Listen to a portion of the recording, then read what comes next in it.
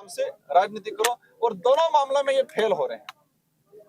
एक सवाल आप मंच पे भी कहते हैं सर कि इन्होंने 5वीं पास और 8वीं पास की नौकरी का बोला था, और ये एक मुख्य मुद्दा भी चुनाव का हर जगह कहते हैं, इसमें क्या सच्चाई है? देखो, ये मुद्दा उन्होंने 2018 विधानसभा चुनाव में बनाया कि बीए पे मतलब उस समय हमारे भारत ट्राइबल पार्टी वाले 5वीं पास को नौकरी लगाने।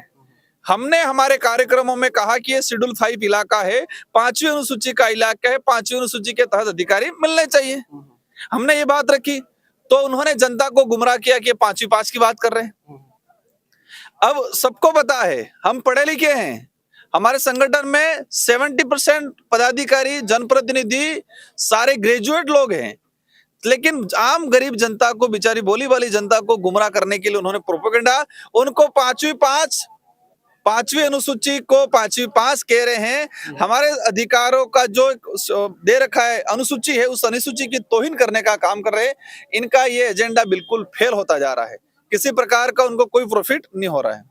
एक आदिवासी आरक्षण मंच और वो ये कहते हैं कि ये आरक्षण बचाने की हम लोग बात कर रहे हैं, और ये कोटे में कोटा को लेकर के एक पॉइंट वो भी ऐड करते हैं कि ये आरक्षण बचाने को नहीं, भीलों को और बाकी अन्य जातियों को कहीं एक तरफ ले जाना चाहते हैं, और हम आरक्षण की बात कर रहे हैं, ऐसा कुछ। देखो, आदिवासी आरक्षण मंच हो या कोई भी संगठन हो, जो भी संवैधानिक आरक्षण की बात करता है, हम उनके साथ हैं, लेकिन वो किसी के इशारों पे पार्टी विशेष को टारगेट करके, आदिवासी आरक्षण मंच का एक पदाधिकारी मणिलाल जी प्रोफेसर, भाजपा की आईडी से जो पोस्ट होती है वही पोस्ट उनकी आईडी से हो रही है।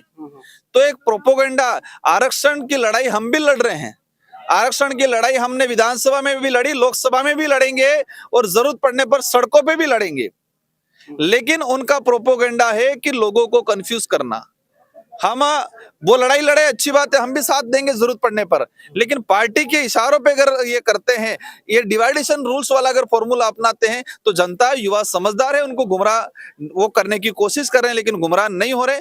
संवैधानिक आरक्षण की लड़ाई लंबे समय से लड़ते आ रहे हैं, उसको लेके सड़कों से लगा के सदन तक लड़े हैं, और आगे भी हम लड़ते रहेंगे, और इसका अंजाम तक भी जाएंगे, परिणाम भी आएगा, और संवैधानिक आरक्षण हम लागू भी कराएंगे आने वाले समय में। आपके कुछ वीडियो भी वायरल होते हैं, वो एक मुख्य मुद्दा ये भी बनाते हैं विपक्ष के कि धर्म के विरोध में है, बीएपी के जो नेता हैं, सांसद साहब हैं, धर्म के विरोध में, लेकिन आप भजनों में जाते हैं, उनके साथ में संतों के साथ बैठते हैं, और कई धार्मिक स्थलों पर भी जाते हैं, उसमें क्या, इसको कैसे देखो, वो समझने का तरीका है। ये भाजपा ने हिंदू धर्म को भी दूषित करने का काम किया है। आज जैन समुदाय है, जैन समुदाय की अपनी एक आइडेंटिटी है, उनकी एक धर्म कॉलम है, लेकिन वो हिंदू रीति रिवाज या हिंदू धर्म या हिंदू मंदिरों में भी जाता है, आस्था रखता है। सिख समाज है, उनकी अपनी अलग आइडेंटिटी है, वो भी जाता है। ईसाई समुदाय है, बौद्ध समुदाय है, वो भी हिंदू देवी देवताओं के मंदिर में जाता है। अब रही बात आदिवासियों की, देश लेवल पे आदिवासी समुदाय अन्य सभी धर्मों में बटा हुआ है। आदिवासी समुदाय मुस्लिम भी बना हुआ है, आदिवासी समुदाय जैन भी बना हुआ है, आदिवासी समुदाय हिंदू भी बना हुआ है, आदिवासी समुदाय ईसाई भी बना हुआ है। तो हम सभी धर्मों से गर्व वापसी की कह रहे हैं कि आदिवासी समुदाय की अपनी भक्ति परंपरा है, आदिवासी की खुद की आइडेंटिटी है, उस आइडेंटिटी को जिंदा रखने की हम बात करते हैं। तब ये लोग माहौल बनाते कि ये हिंदू विरोधी है। भाजपा के लोग झारखंड के अंदर कह रहे हैं कि आदिवासी हिंदू नहीं है, वहां विधानसभा से प्रस्ताव बना के केंद्र को भेज रहे हैं। सुप्रीम कोर्ट ने कह दिया है कि हिंदू कोई धर्म नहीं है। मोदी जी कुछ और बोल रहे हैं। सुशील कटारा जी कल फिर कह रहे थे कि आदिवासी समाज की तो पूजा पद्धति हिंदू धर्म से ऊपर है। मतलब उनका कोई आधार नहीं है। हम किसी धर्म पे कोई लांछन या किसी धर्म को बुरा नहीं कह रहे, लेकिन आदिवासी समुदाय ना हिंदू है, ना ईसाई है, ना बौद्ध है, अपनी एक आइडेंटिटी है। हम कह रहे हैं कि भाई ये हमारा भाई नहीं है, इसका मतलब उस आदमी का विरोध थोड़ी कर रहे हैं हम। जो वास्तविकता ये कह रहे हैं कि हमारा भाई नहीं है, भाई ये इसके पिताजी अलग हैं। तो एक एजेंडा बना रखा है, हिंदू के नाम से चुनाव लड़े, उनको ये मुद्दा छोड़ देना चाहिए, क्योंकि हिंदू के नाम से चुनाव लड़े और उन्होंने अयोध्या में ही उल्टे मुंह की खाई है, वो बुरी तरह से बीजेपी हारी है। धर्म की स्वतंत्रता ये संविधान भी देता है कि व्यक्ति को अपनी इच्छा अनुसार ग्रहण कर सकता है, लेकिन ये वास्तविक मुद्दों को भटकाने के लिए धर्म की राजनीति करते आ रहे हैं, और इस इलाके में करने की कोशिश कर रहे हैं। इस इलाकों में एक तरफ धर्म की राजनीति, धर्म की बात करते हो, दूसरी तरफ संत सुरमाल और गोविंद गुरु महाराज का मानगढ़ का इतिहास हटाने की बात कर रहे हो। दूसरी तरफ अधिकार आदिवासियों के अधिकारों को खत्म करने की बात कर रहे हो हैं?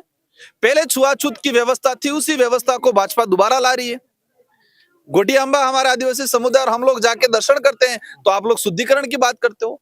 तो भाजपा जो छुआछूत की भेदभाव की नीतियां जो पुराने समय में चल रही थी, इसी को वर्तमान में लागू करने का काम कर रही है। और उसका ताजा उदाहरण है कि डूंगरपुर जिले बांसवाड़ा इस इलाके के अंदर आदिवासी अधिकारों को हटाने की, आदिवासी अधिकारों को की पोस्ट पे लगाने के लिए बिल्कुल ना कह रहे हैं ये लोग। इससे ये स्पष्ट हो रहा है कि जातिवादी मानसिकता की सोच रखने वाली काम कर रही है भाजपा।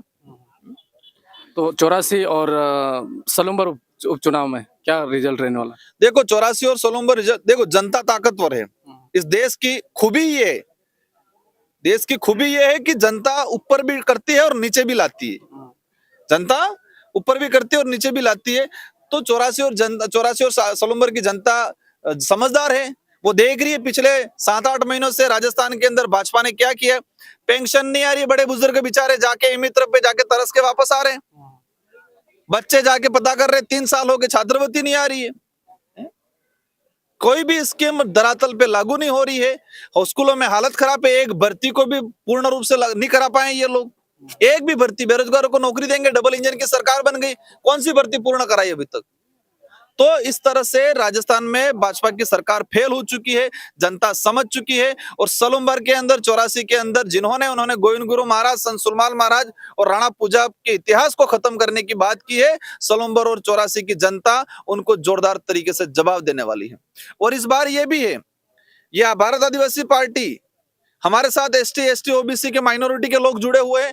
जनरल के लोग भी वोट देंगे, क्योंकि समझदार जनरल का आदमी वो भी समझ गया है कि भाजपा सिर्फ हमको धर्म की चटनी चटा रही है, लेकिन महंगाई, रोजगार, शिक्षा, स्वास्थ्य पे बात नहीं कर रही है। इसलिए इस इलाके में रहने वाला प्रत्येक वर्ग का समझदार व्यक्ति हमारे साथ आएगा। हम सच्चाई की बात करते हैं, हमारे साथ उन्होंने सिर्फ प्रोपोगेंडा बना रखा है। इसलिए शानदार तरीके से दोनों चुनाव जीतेंगे। बहुत बहुत धन्यवाद सर।